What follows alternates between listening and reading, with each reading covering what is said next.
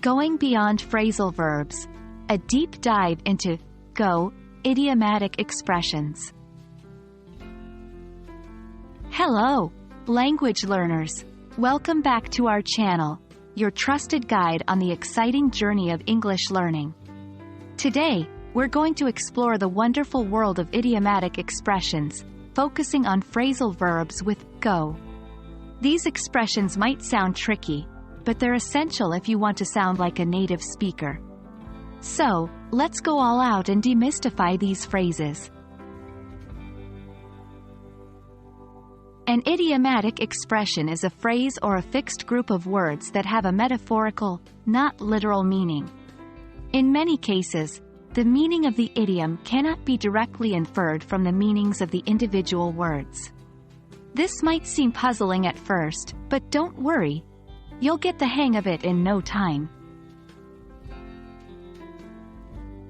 There are many idiomatic expressions that include phrasal verbs with go. Let's take a look at some of them. 1. Go on. This can mean to continue doing something, but in idiomatic usage, it might also mean to proceed to do something. For example, after discussing the business proposal, they went on to celebrate with a nice dinner. 2. Go over. This means to review something. For example, before the exam, make sure to go over your notes. 3. Go under. In idiomatic usage, it often refers to a business that has failed. For example, after many financial struggles, the company finally went under.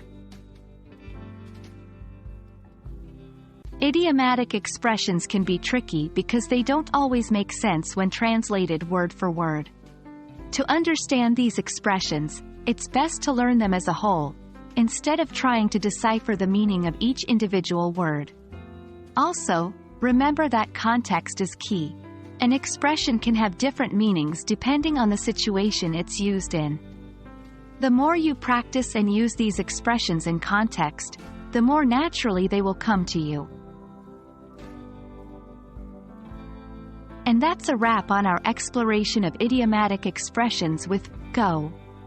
We've gone over some common examples, but remember, there are many more out there.